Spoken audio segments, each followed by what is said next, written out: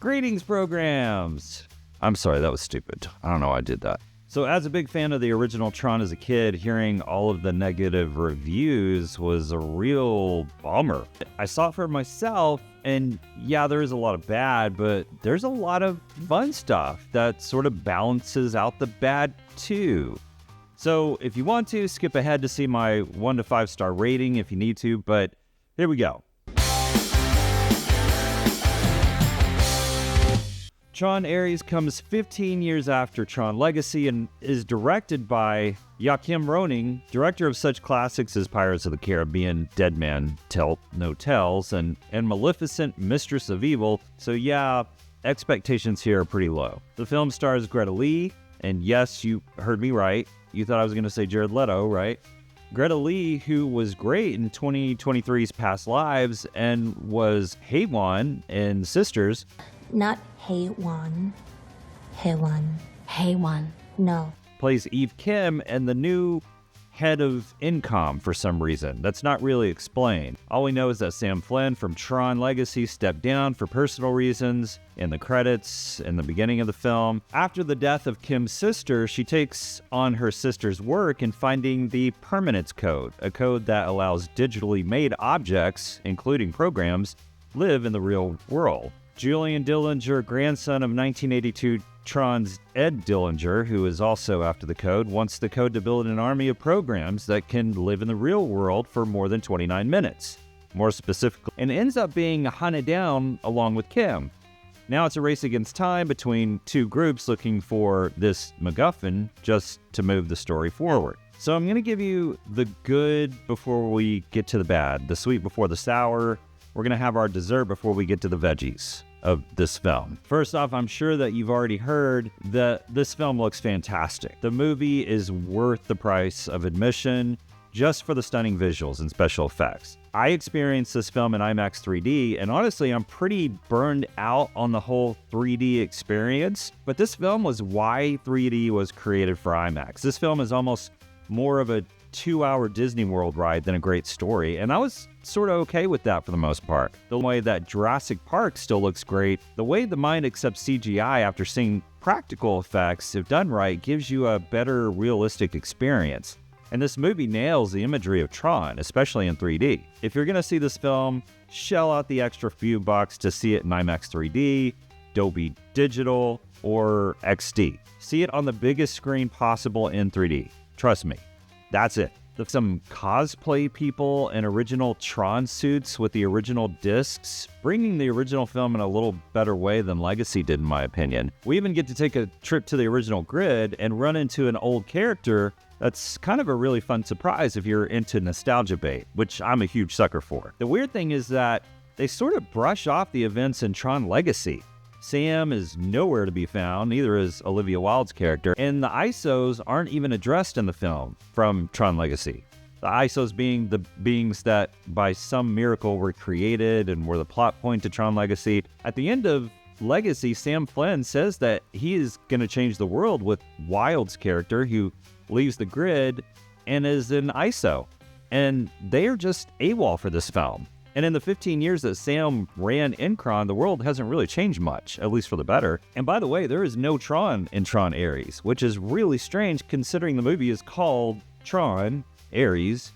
It's like having a movie called Batman Hawkman with no one in the film as Batman, and it's just Hawkman running around Gotham. No one even asked the guy who played Tron in the original and Legacy to come back, even though he wanted to, which makes this film feel like a side story excluded from the main Tron mythology.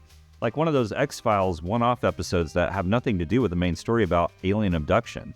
Which is fine, I love those episodes, just don't call the film Tron, I guess, right? Sorry, I'm supposed to be focusing on the good things first, so let's get back to that.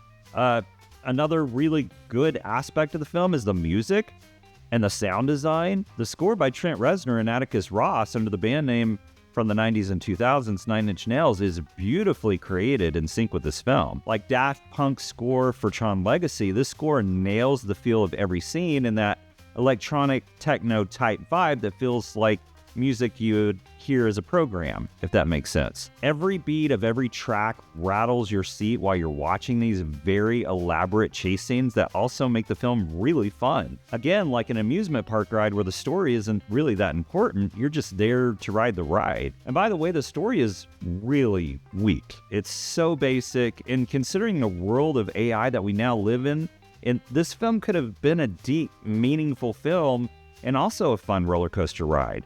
If you're gonna go this elaborate with special effects and beautiful imagery and a killer soundtrack and score, why not take the time to make the story a little bit more thought-provoking and meaningful? It just didn't have a lot of depth, and even if you don't have a deep meaning, you should build on the mythology that already exists. It doesn't even have to be meaningful, just interesting and fun, at least for this type of film. In the past, maybe not recently, but Marvel films did a great job at not having really deep meaning to the MCU, but the connecting stories or continuing stories and mythology were really fun and really well done. Yeah, but some of the jokes he ends up throwing out seem odd and out of place. I mean, he's okay, I guess. He's nothing really outstanding. It's kind of hard seeing him in any redeeming role after Morbius, and with everything going on with him in his personal life, which I won't get into here, it was kind of hard to watch. So maybe I was already expecting a bad performance, and to be fair, I don't think it was necessarily bad, it just wasn't good either. Mythology as a whole, not so much.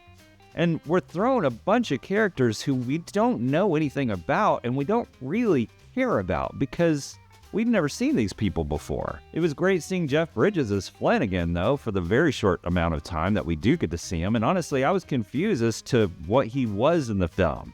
He shows up like a Star Wars hologram or Force ghost, and that's not really addressed.